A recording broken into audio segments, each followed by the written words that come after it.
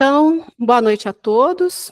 É um prazer estar aqui reunida com vocês para juntos discorrermos a respeito da nossa 20ª aula do nosso curso básico de Espiritismo. Lembrando, mais uma vez, eu adoro essa parte, hein, gente? São 24 aulas e nós estamos já na 20ª. Logo, nós iniciaremos o segundo ano, né? Que é um complemento aqui do primeiro. Que bom que vocês estão perseverando. Então, vamos aqui ao compartilhamento da tela.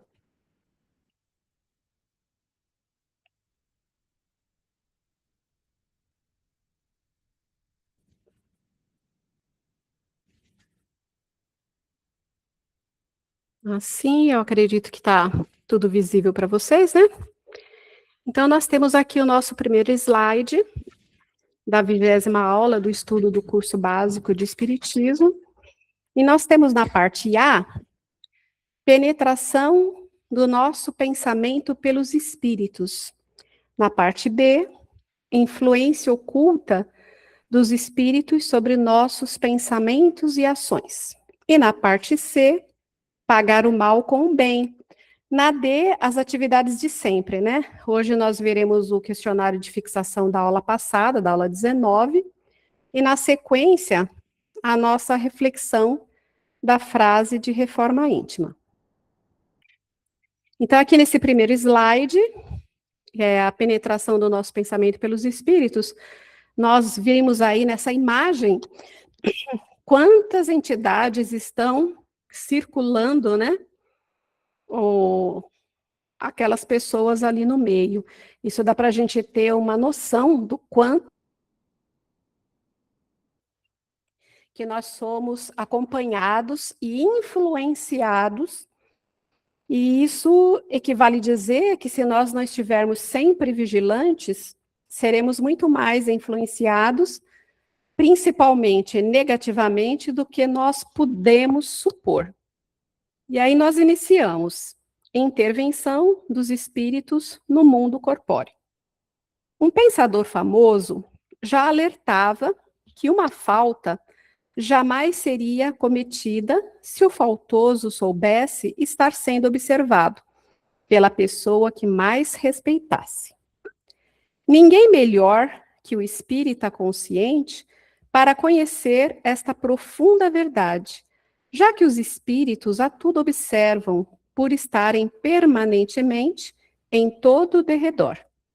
E não se trata de um só ou dois. São inúmeros os espíritos que acompanham o cotidiano dos homens.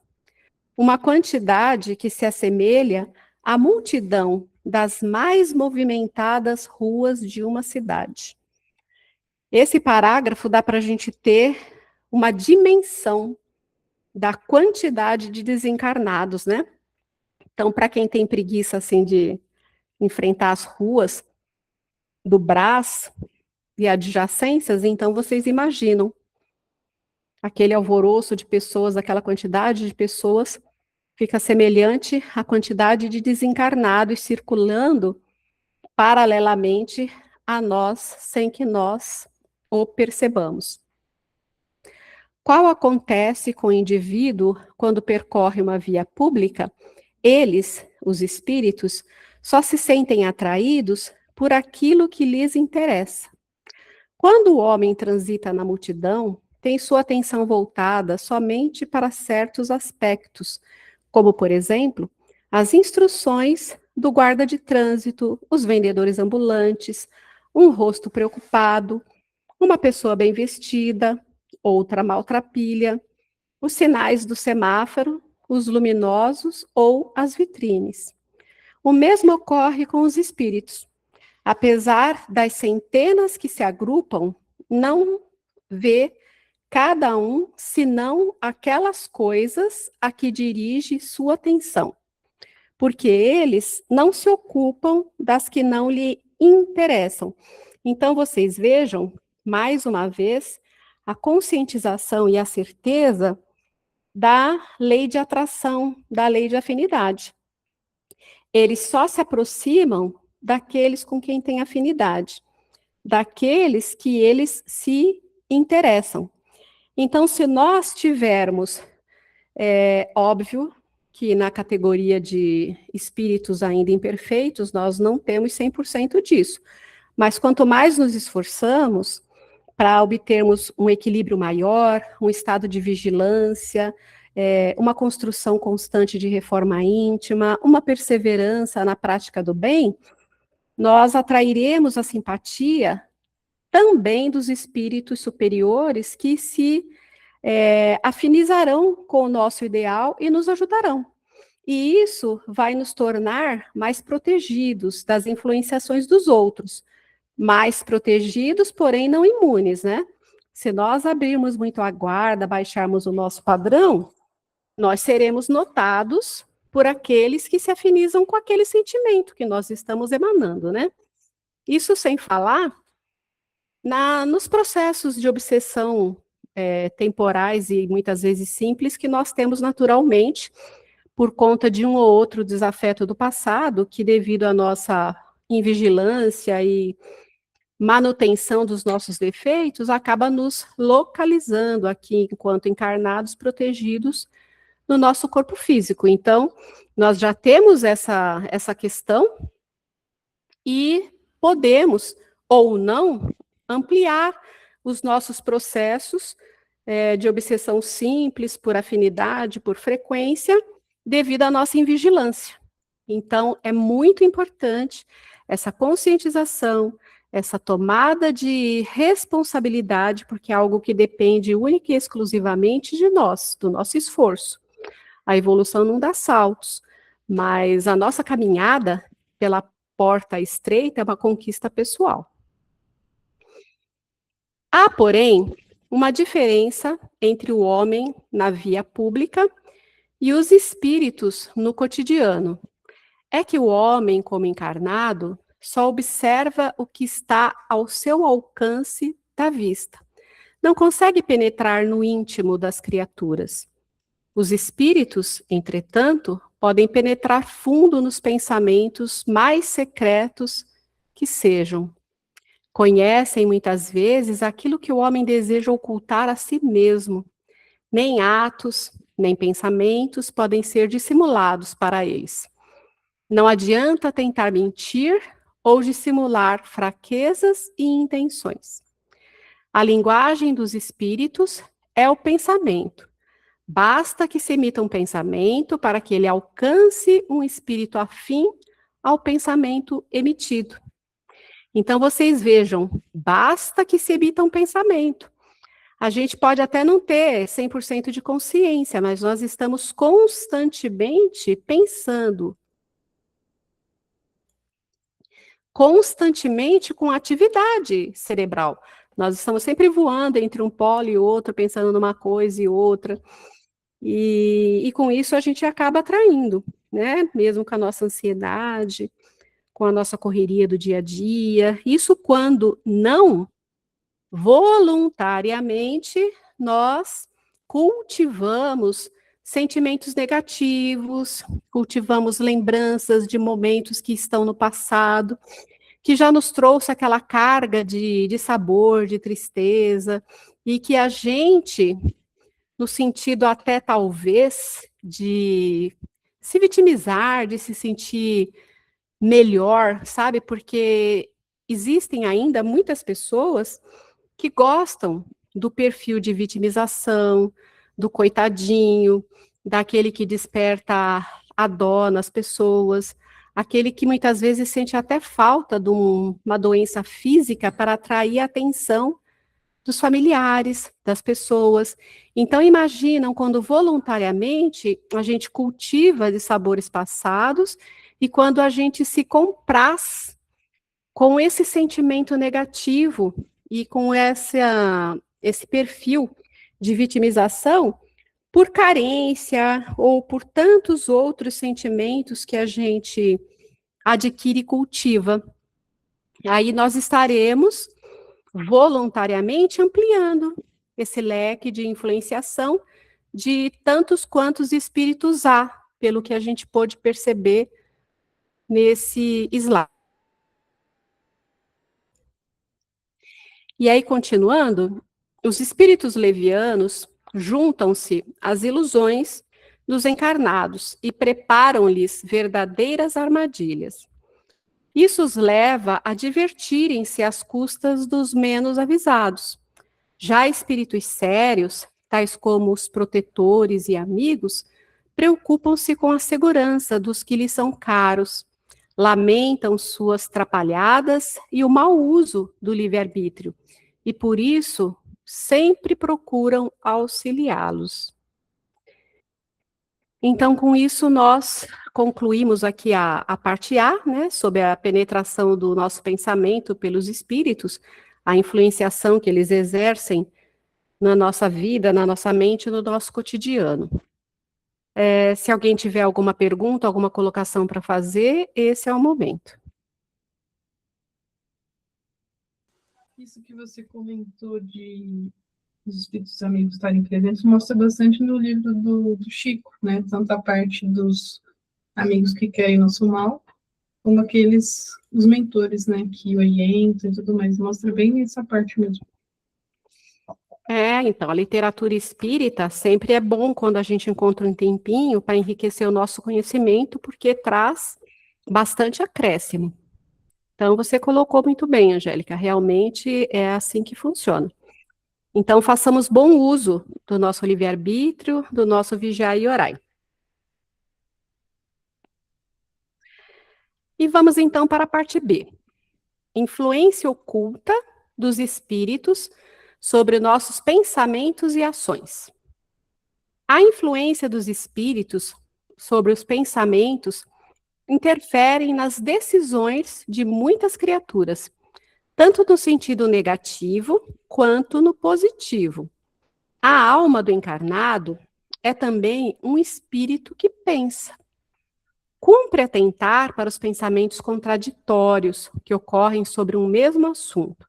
Porém, grande é a dificuldade de diferenciar os pensamentos próprios dos que lhes são sugeridos. Então, a gente sempre tem que ter um feeling, né? Para quando a gente vem assim com algum pensamento, alguma ideia, alguma coisa que geralmente não bate muito com a nossa crença, com a nossa índole, com o nosso comportamento, então a gente pode se questionar: será que esse pensamento é meu? Ou é uma influenciação? Mas a gente geralmente não faz isso e ainda vai na vibe, né? Do pensamento. Continuando. Os próprios pensamentos são, em geral, os que ocorrem no primeiro impulso. Isso não é uma regra, mas é igual o que a gente diz com relação à intuição, né? Quando você se depara com um lugar, uma situação ou alguma pessoa, nos primeiros 30 segundos você faz uma análise. Essa análise é puramente intuitiva, é a leitura que você fez da energia, do lugar e da pessoa. Mas aí depois a gente começa a racionalizar muito em cima daquele sentimento, em cima dos nossos interesses, das nossas conveniências, e a gente acaba não dando a devida atenção para essa primeira leitura, para esse impulso, que é intuitivo, e aqui, como diz, seria um pensamento próprio. Se forem na direção do bem, ideias boas virão somar-se e fortalecê-los. Se, ao contrário, forem na direção do mal, sugestões das sombras é que prevalecerão, avolumando-se-lhes as consequências negativas. Nisso consiste o orai e vigiai a que se referiu Jesus. Periodicamente, espíritos dotados de maior discernimento e inteligência encarnam com ideias próprias, trazendo descobertas científicas e mensagens evangélicas em benefício da humanidade. No entanto, quando eles não as encontram em si mesmos, apelam para a inspiração, o que, em última análise, é uma evocação que fazem sem o suspeitar. Não é seguro afirmar que o primeiro impulso é sempre bom. Ele é bom ou mal, segundo a natureza do espírito encarnado. Em cima afirma que geralmente o primeiro impulso é o próprio, e aqui ressalta que ele pode ser bom ou pode ser mal, de acordo com a nossa natureza. É sempre bom para aquele que ouve as boas inspirações.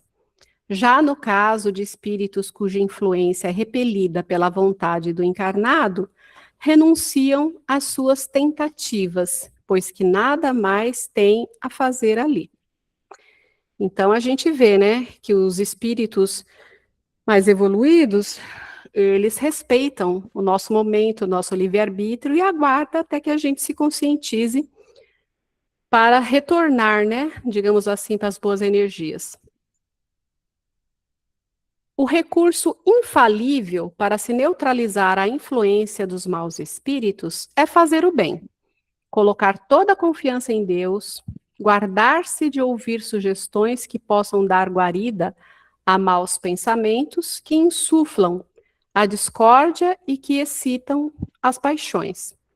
É preciso desconfiar sempre de todos aqueles que exaltam o orgulho, porque as forças do mal se prevalecem das fraquezas humanas para exercer o seu domínio. Então, aqui é quando a gente dá brecha, quando a gente abre, né? Quando alguém se sente atribulado por um estado de angústia ou de ansiedade indefinível, ou mesmo de uma insatisfação interior sem causa conhecida, quer no estado de vigília, quer durante o sono, frequentemente essa situação é consequência de contatos involuntários ou mesmo inconscientes com espíritos imperfeitos, devido às circunstâncias criadas pelo próprio indivíduo. Então, ou seja, a gente pode ter esses contatos, quer no estado de vigília ou durante o sono, mas é justamente porque, como disse no primeiro slide, a gente acende aquela luzinha que se afiniza com os desencarnados que se sintonizam conosco. E aí, a origem desses contatos, quando eles são de natureza inferior, não nos traz boas energias, boas vibrações, bons sentimentos, pelo contrário, nos inspiram de forma negativa, né, aumentando as nossas insatisfações, a nossa angústia, a nossa ansiedade indefinível. Às vezes a gente para e fala assim: ai, eu tô triste hoje, mas nem eu sei por quê. Ai, eu tô assim com alguma coisa no meu peito, com uma impressão de que vai acontecer alguma coisa ruim. Então, são esses estados indefinidos que a gente acaba sentindo fruto desses contatos. Aí, ou seja, vale lembrar da nossa necessidade de vigilância, da nossa manutenção com a nossa religiosidade, onde a gente pode buscar aí um refrigério, um auxílio através do passe ou na igreja que a gente estiver habituado a frequentar. Mas são sempre ambientes que podem nos ajudar, nos auxiliar, não só pela boa energia, como também por todo o amparo espiritual e as entidades que trabalham nesses locais. A recomendação, portanto, é de criar cotidianamente hábitos sadios, para que eles inspirem permanentemente reações de paz, tranquilidade, ponderação, segurança e amor. Eis porque, em todas as circunstâncias, é imprescindível reconhecer o valor da prece e da conversação edificante, para se ter a influência dos bons espíritos. Então, com isso, nós concluímos a parte B, que foi um complemento da parte A. E se alguém tiver alguma pergunta, alguma colocação, esse é o momento.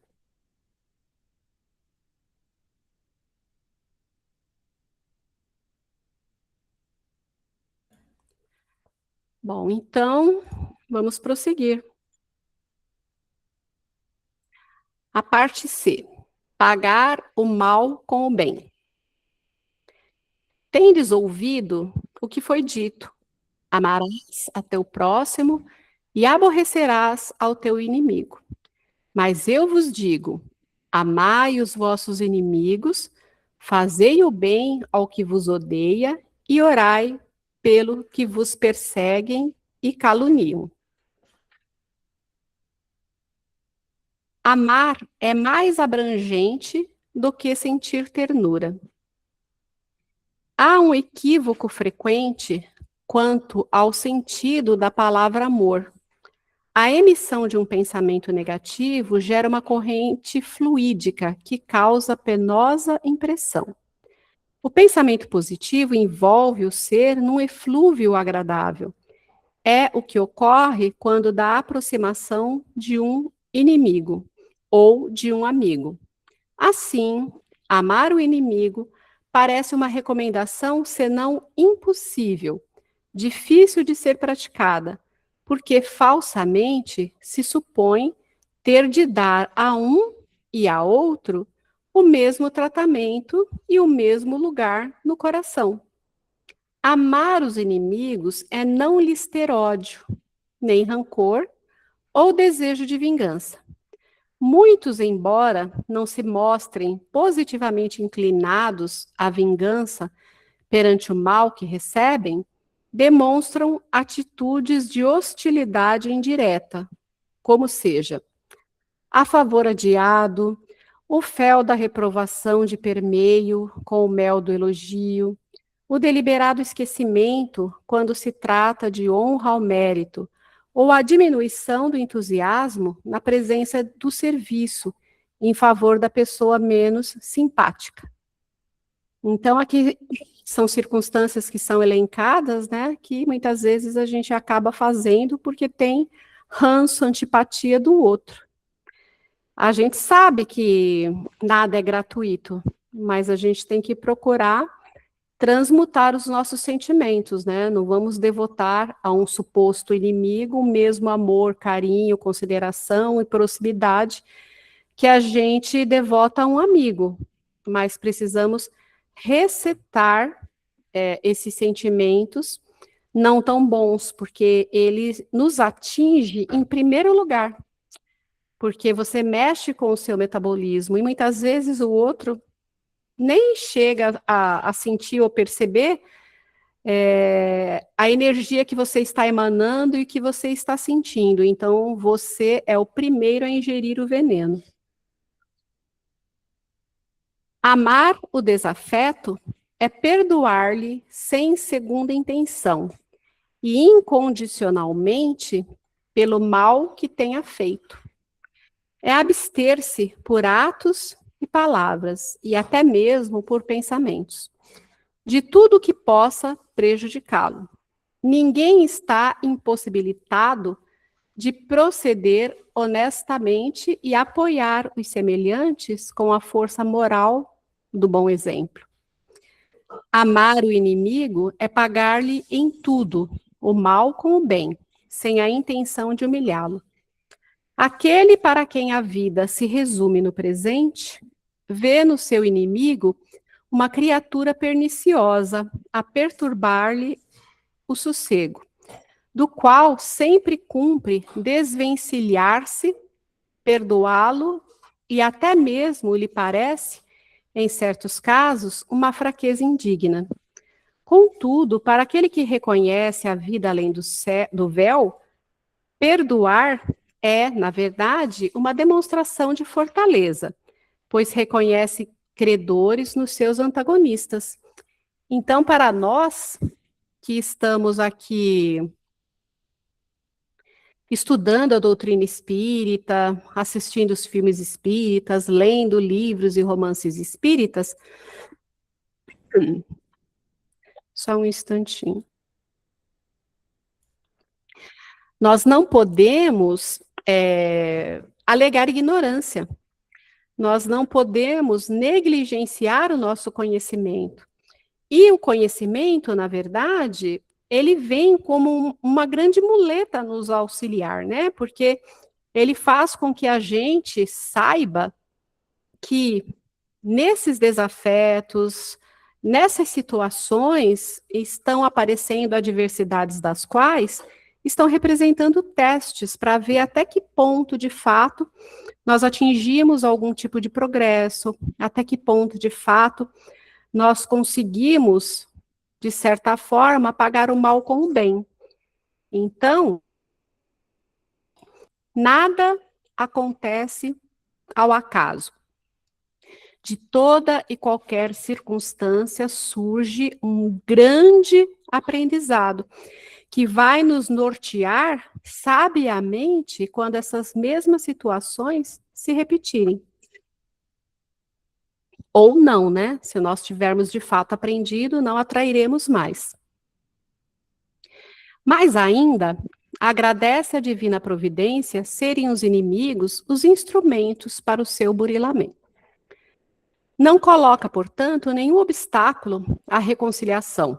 Antes, busca ser generoso para mais engrandecer-se aos seus próprios olhos.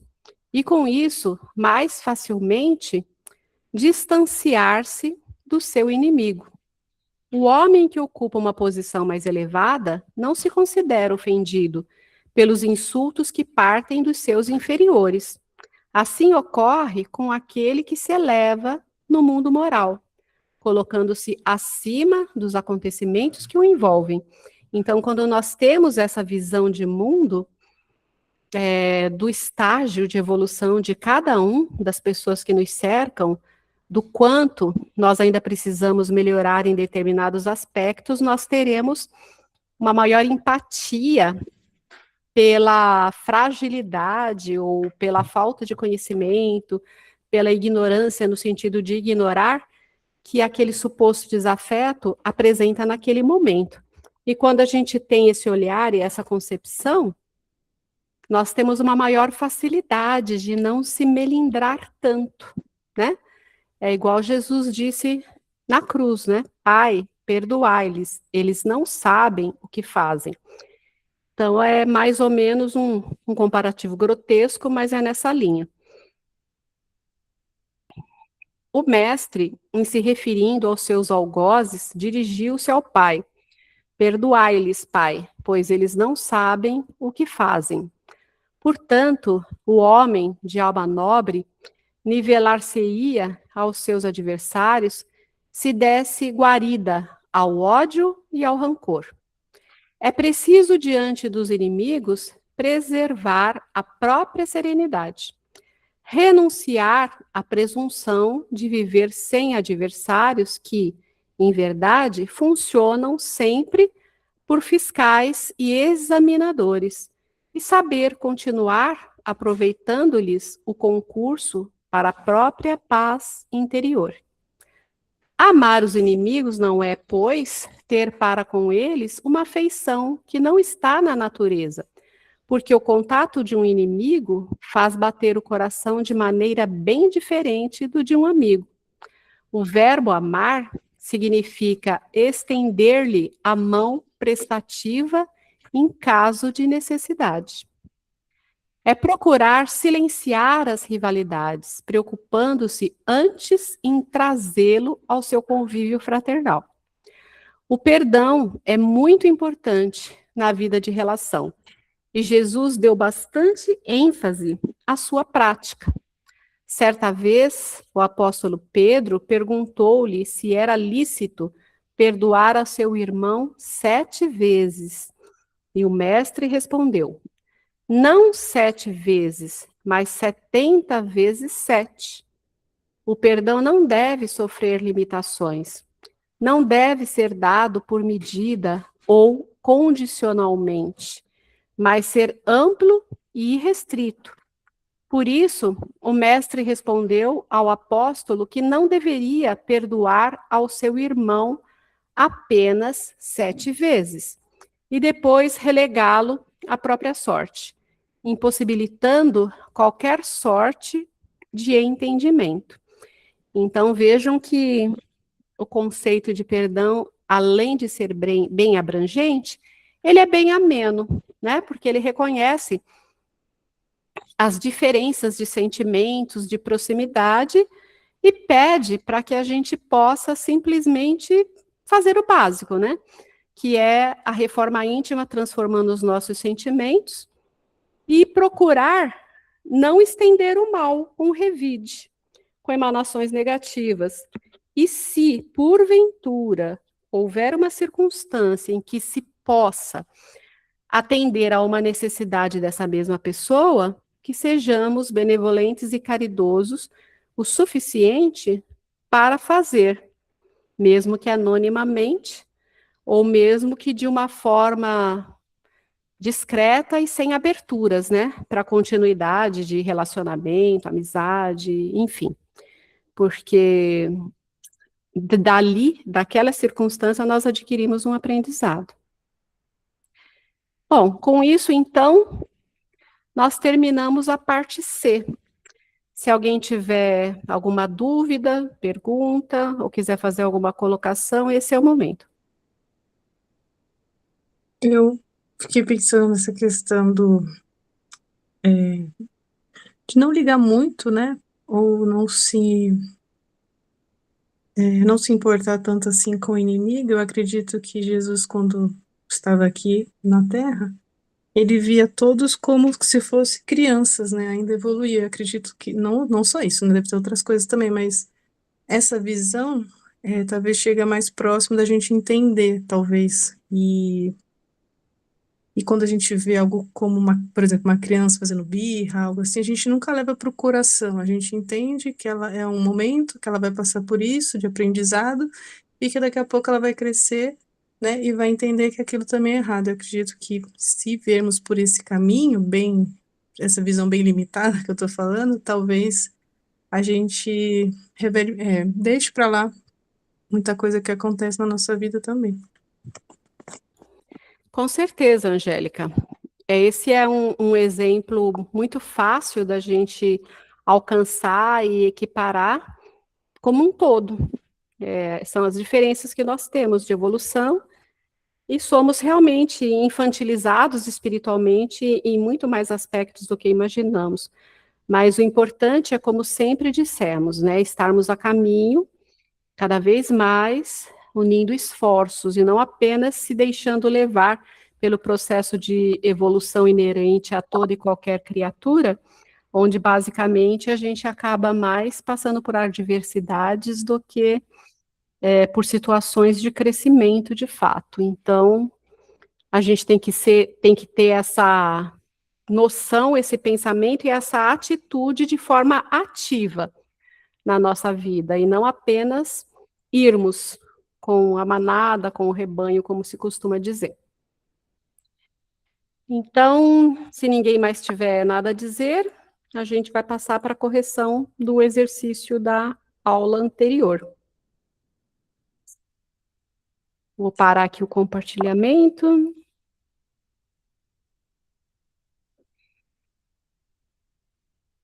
E vamos, então,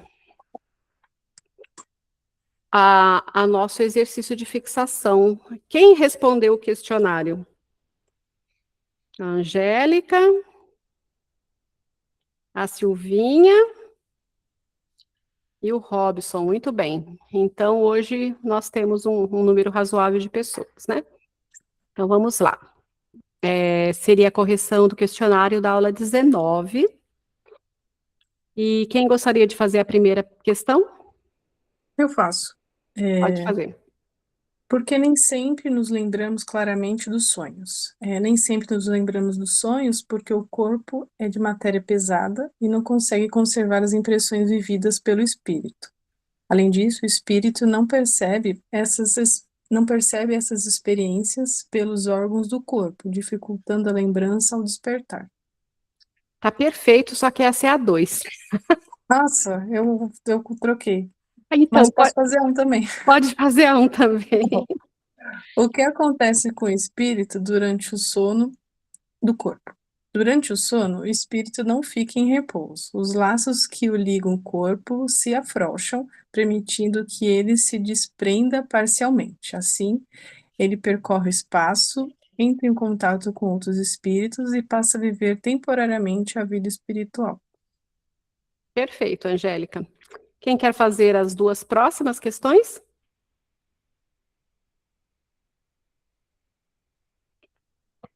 Pode fazer, Robson.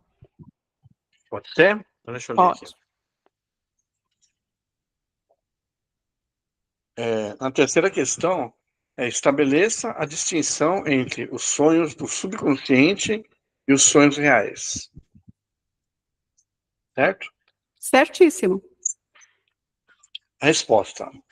Sonhos do subconsciente são produtos da mente material, resultantes da digestão de impressões, pensamentos, emoções e preocupações do dia a dia, podendo ser confusos ou simbólicos.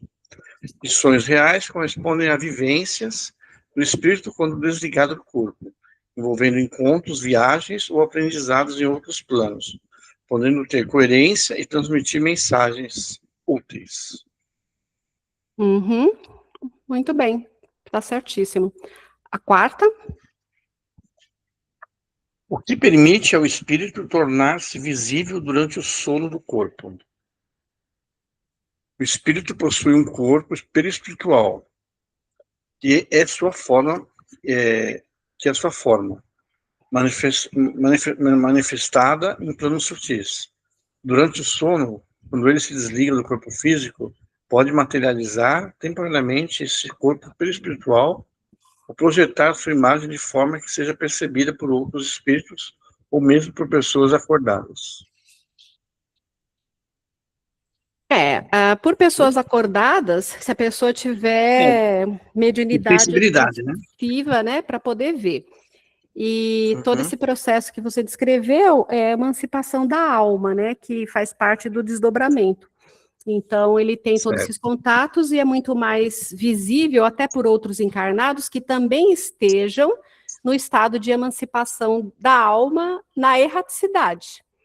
Já que no corpo, aqui no dia a dia, no estado de vigília, só se tiver a mediunidade ostensiva para poder perceber.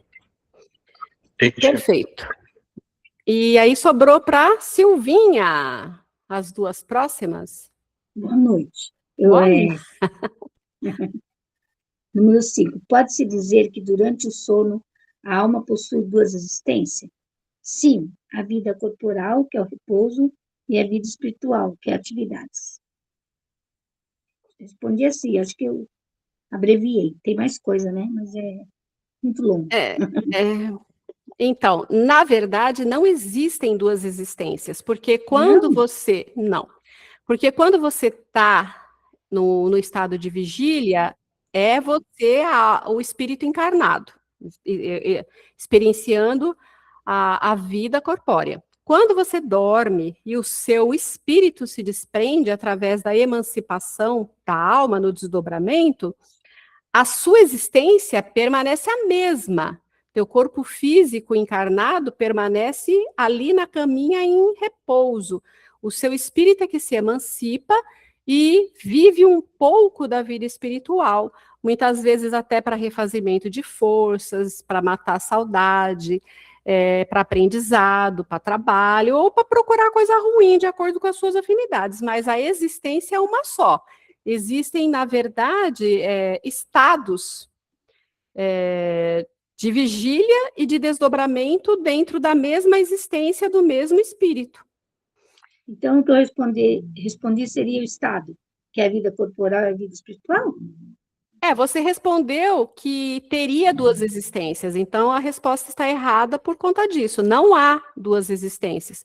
Existe, sim, duas circunstâncias diferentes de uma mesma existência, de um mesmo espírito. A do estado de vigília e a do estado de emancipação da alma. Entendi. Eu respondi assim: do princípio da emancipação da alma durante o sono, parece resultar que temos simultaneamente duas existências, a do corpo, que nos dá a vida de relação exterior, e a da alma, que nos dá a vida de relação oculta. No entanto, no estado de emancipação, a vida do corpo cede lugar à da alma, mas não existem, propriamente falando, duas existências. São antes duas fases da mesma existência, porque o homem não vive de maneira dupla. Se você tivesse duas existências, você não precisaria dormir e se emancipar para viver um pouco na espiritualidade. Você poderia fazer isso até quando o seu corpo estivesse em vigília, né? Seria uma vida dupla, um desdobro, sei lá. Isso não tem. Quer fazer a sexta, Silvinha? Agora estou comigo, vou fazer. Como se explica a origem de certas ideias que surgem espontaneamente? Aí eu pus assim, a intuição ou espiritualidade são bagagens do espírito, processamento silencioso, não, do inconsciente, tipo quebra-cabeça, silencioso. Você está recordando o que já sabia, recebendo sugestão externa. Tá certo? Mais ou menos. Tem umas questões aí que você colocou que estão corretas, mas está meio confuso. Então, vamos alinhar isso. Tá. São frutos, como se explica a origem de certas ideias que surgem espontaneamente, né? Que são aqueles insights, olha, dá para fazer aquilo ali. Então, pode sim ser fruto de intuição, como você falou, mas também pode ser fruto da sua vivência durante o desdobramento do sono físico, onde você, com o intercâmbio com outros e em visitas que você faz, você pode ter recebido uma orientação, um conselho, você pode ter presenciado determinadas situações e ensinamentos que ficaram no seu inconsciente, que depois se manifestam como um insight, como uma ideia, mas é porque você está relembrando, digamos assim, daquilo que você viveu. Então, eu escrevi, são frutos dos desdobramentos durante o sono físico, onde o intercâmbio com outros acontece e essas visitas são significativas. Peraí, me perdi. Na medida em que fica, ao despertar, uma vaga intuição, que é origem de certas ideias que surgem espontaneamente. Então, muitas vezes, como nós vimos em outras questões, que a densidade do nosso corpo também não permite muita lembrança, né? Só para quem tem uma mediunidade, assim, uma sensibilidade mais ostensiva. E, às vezes, a gente acorda com um sentimento de satisfação ou de insatisfação, dependendo do que ficou para nós em forma de reminiscências desse desdobramento. E às vezes a gente acorda, lembra instantaneamente de alguém, seja encarnado ou desencarnado, e aí você pensa assim, eu não sei o quê, mas eu tenho certeza que eu estive com fulano, que eu conversei com fulano. Isso pode acontecer tanto para desencarnado quanto para encarnado. São as reminiscências da lembrança que fica, mas a gente não tem domínio sobre elas. Entendeu, Silvinha? Entendi. Então tá, amor, não precisa ficar com medo não, que você está indo muito bem. Obrigada. A sétima você gostaria de fazer, Angélica? Faço. O Espiritismo não aceita a teoria de entidades eternamente para a prática do mal. Desenvolva. O Espiritismo não aceita a existência de seres eternamente maus, porque isso negaria a misericórdia de Deus. Os espíritos maus são, na verdade, almas imperfeitas que ainda mantêm tendências negativas, mas estão em processo de evolução. Com o tempo, por meio da dor, aprendizado e transformação moral, todos caminham para o bem. Muito bem. Gostaria de fazer a oitava, Robson?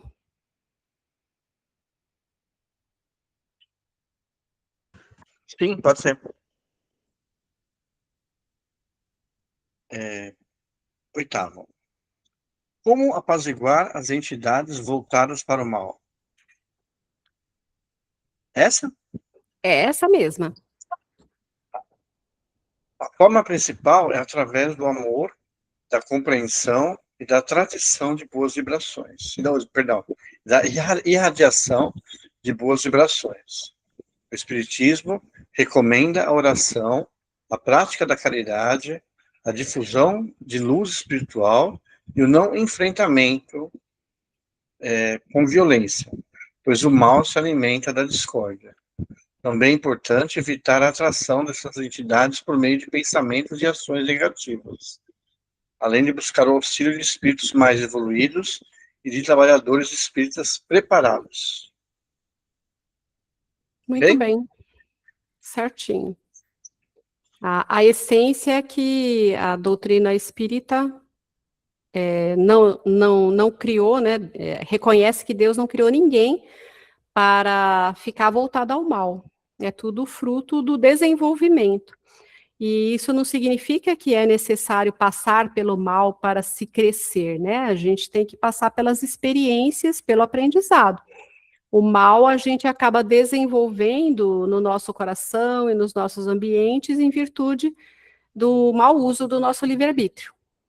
Somos todos perfectíveis e caminhando para a perfeição.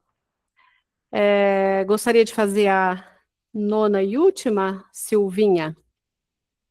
Vou fazer. Jesus recomendou a reconciliação com os inimigos enquanto estivermos com eles. A caminho. Por quê? Aí eu pus assim, eu digo por conta própria, pus assim, melhor neste planeta do que depois, porque nos liberta do orgulho ferido, mas não precisamos andar de braço dado, só não ter ódio nem raiva. Assim você se liberta e dá a libertação à pessoa. Aí eu pus no final, oremos. Você gosta do oremos, eu também ponho. Que é a nossa fonte, né? O oremos. Bom, Mas responde o que você falou, o que você fez. eu fiz assim, não havendo perdão irrestrito, o espírito daquele que é o inimigo do encarnado, ao passar para o mundo espiritual, continuará a ter sentimentos de rancor e de vingança, atuando sobre a vida do encarnado e mesmo causando-lhe sérias perturbações. Quer dizer, a gente morre, mas não vira santo. Então, a gente leva no nosso coração tanto os sentimentos bons quanto os sentimentos ruins. A gente leva lá para a erraticidade, né? Igualmente, no caso de o homem desencarnar sem que tenha havido reconciliação, ele continuará também a manter essa animosidade no plano espiritual.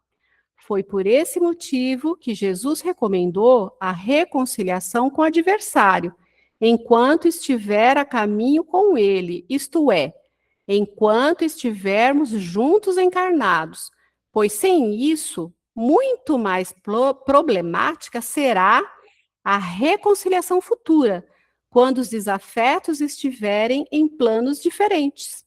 E é aí que a gente é obrigado a se reencontrar em outras oportunidades reencarnatórias para refazer o caminho que a gente não trilhou quando esteve a caminho com ele.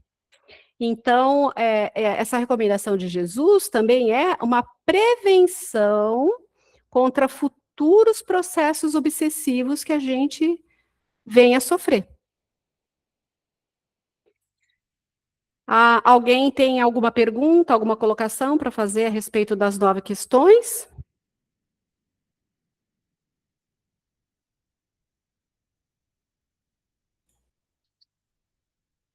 Então, não tendo, vamos para a nossa frase reflexiva aqui. É uma frase extraída do livro Sinal Verde, lição 18, cujo tema é Em torno da profissão. Na página 46, Chico Xavier, por André Luiz. Vamos à frase. Se você puser amor naquilo que faz, para fazer os outros felizes, a sua profissão em qualquer parte sempre será um rio de bênçãos.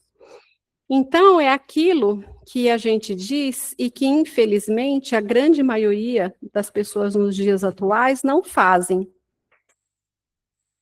A grande maioria trabalha, independente da profissão, porque precisa do salário, porque precisa do pão, porque tem boleto para pagar. Então, fazem da atividade profissional, aquele cotidiano, onde você acaba passando muito mais tempo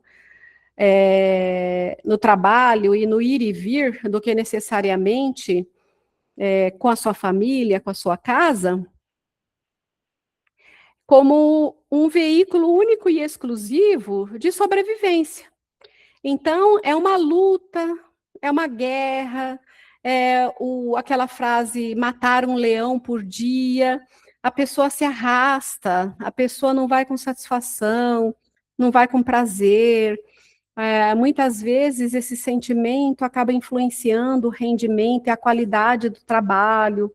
Aí, dependendo do teor vibratório da pessoa, sempre vai achar que a remuneração não é suficiente, e por pensar assim, muitas vezes produz ainda menos, porque acha que está na medida certa daquilo que recebe.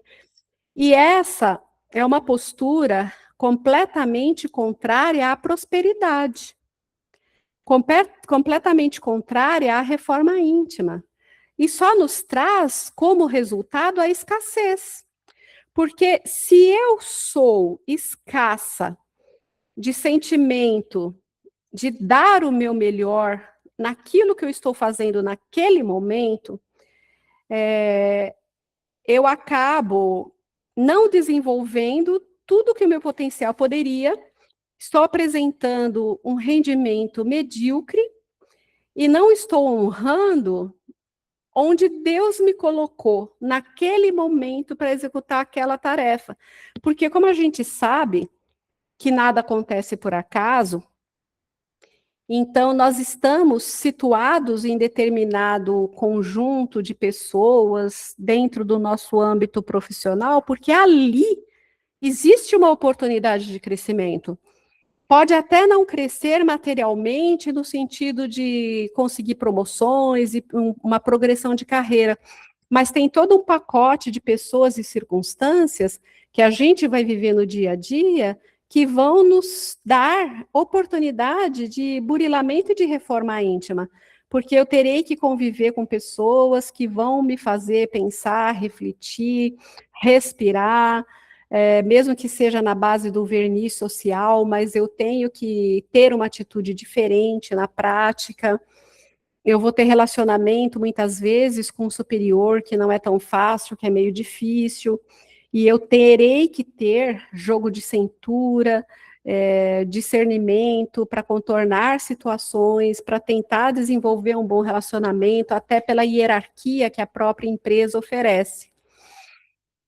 E tudo isso se torna um peso. O dia fica mais longo, nosso sentimento, o nosso humor fica prejudicado, e a gente se arrasta, como eu disse, volta para casa insatisfeito, levanta insatisfeito, consequentemente mais cansado, e fica todo esse pacote de negatividade. É como se aquela nuvenzinha carregada, com trovãozinho, com chuvinha, igual aparece em muitos desenhos animados, andasse em cima de mim, sempre na tempestade, sempre no trovão, sempre naquela situação que não muda, naquele céu que não abre, naquele sol que não aparece. Então, quando a gente reconhece esses aspectos e quando a gente procura dar o melhor de nós naquela atividade, independente de quem seja o nosso chefe, nosso colega de trabalho, a empresa que nós trabalhamos, porque enquanto estivermos ali, eu estou servindo a uma causa. Eu estou no ambiente que eu fui colocada. Eu estou desfrutando de determinadas situações. E se eu me empenhar, focar, desenvolver de maneira mais brilhante possível, eu vou receber a satisfação de ver executado o meu trabalho da melhor forma possível, com satisfação, com amor, né, dentro da medida do amor que é possível se ter ali, mas com satisfação, com amor. E essa energia que eu estarei depositando naquilo, seja um documento que eu esteja construindo, seja no cuidado de alguma pessoa, de alguma circunstância, enfim, seja lá o que for, essa energia que eu estou depositando positiva de dar o meu melhor, ela vai reverberar para mim. Eu terei mais prazer naquela atividade. Eu ficarei satisfeita com o meu próprio resultado, mesmo que isso não seja reconhecido pelos demais, mas eu sei que eu fiz o melhor, eu aprecio o resultado que eu estou vendo ali na mão, eu estou me tornando uma pessoa melhor, eu estou contribuindo para o mundo através daquela atividade. E isso não passará despercebido aos olhos da pessoa, das demais pessoas. Quando surgir uma oportunidade, algum tipo de referência, é de você que eles irão lembrar, né? Ao passo que o que eu descrevi anteriormente, não. É como a gente diz que a melhor propaganda é o boca a boca, né? Se você teve um prestador de serviços na sua casa que fez um trabalho com excelência, você não vai pensar duas vezes em citar o nome dele e passar o contato para alguém que necessite. Ao passo que, se for o contrário, você vai falar, ah, ele veio aqui e fez, mas eu não recomendaria. Então, nós só temos a ganhar em todos os sentidos se pusermos amor em tudo aquilo que nós fizemos. Então, essa frase, se você puser amor naquilo que faz, para fazer os outros felizes, a sua profissão em qualquer parte será sempre um rio de bênçãos, porque todo bem que se pratica, ele retorna para nós, né?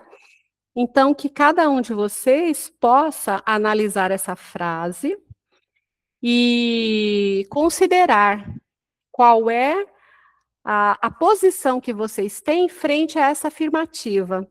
Como eu tenho me comportado no meu trabalho? Como eu tenho me comportado no trabalho que a vida me apresenta, se você não trabalha fora? O que a vida te apresentou naquele momento? A sua casa para cuidar, o seu filho para zelar, a alimentação para você preparar? Como eu estou desempenhando essas funções? Eu tenho feito com amor?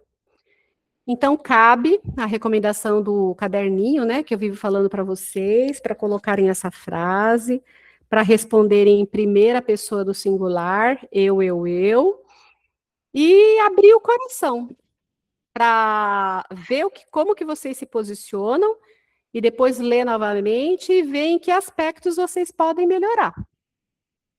Então, é essa a contribuição que eu teria que passar para vocês a respeito da frase de reforma íntima. Se alguém quiser fazer mais alguma colocação, fique à vontade, esse é o momento.